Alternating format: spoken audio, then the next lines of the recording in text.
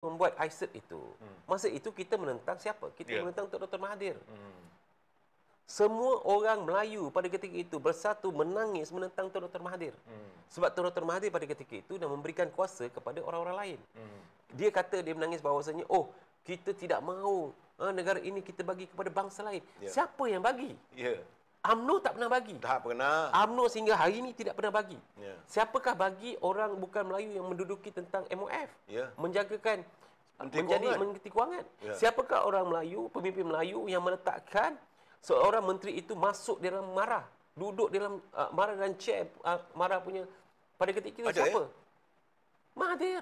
Datuk sebagai supporting kepada Kementerian KDRB, dia memang marah duduk di bawah Datuk. Sampai sekarang kita tak ada. Tapi pada ketika itu mereka ada. Siapakah yang memberikan kuasa timbalan Menteri Pertahanan kepada orang lain? So kalau itulah yang dimaksudkan oleh Mahathir, dia dah buat dulu. Kenapa dia nak nyatakan hari ini dia nak menangis begini itu? So jangan kita retorikkan perkara ini. Saya minta maaf lah. Sebab bagi pandangan saya, orang Melayu ini, selagi mana kita bercakap menggunakan emosi tanpa melihat kepada hakikat sebenar, kita akan sampai bila pun kita tak ke mana. Hakikat hari ini, apabila Barisan Nasional memegang bersama dengan kerajaan, kita akan jaga orang Melayu itu sehebat baik. Kepentingan Melayu tetap Melayu itu tetap terjaga. Tok Sri Kamame, ini saya nak bagi tahu dululah.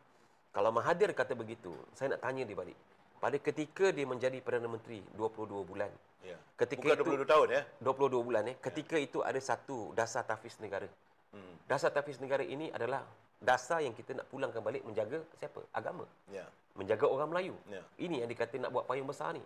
Pada ketika dia jadi Perdana Menteri, kenapa sanggup dia freezekan dana dasar tahfiz negara ini?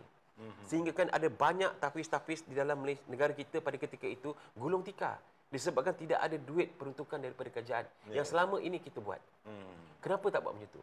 Danti Muhyiddin Yassin, semasa mereka menjadi kerajaan juga, tak hirau pun tentang agama ni, tak hirau pun tentang sekolah tua tahfiz ini nak mentadbir kat situ. Ada banyak golong tikar. Tok Sri Kamame. Ketika kami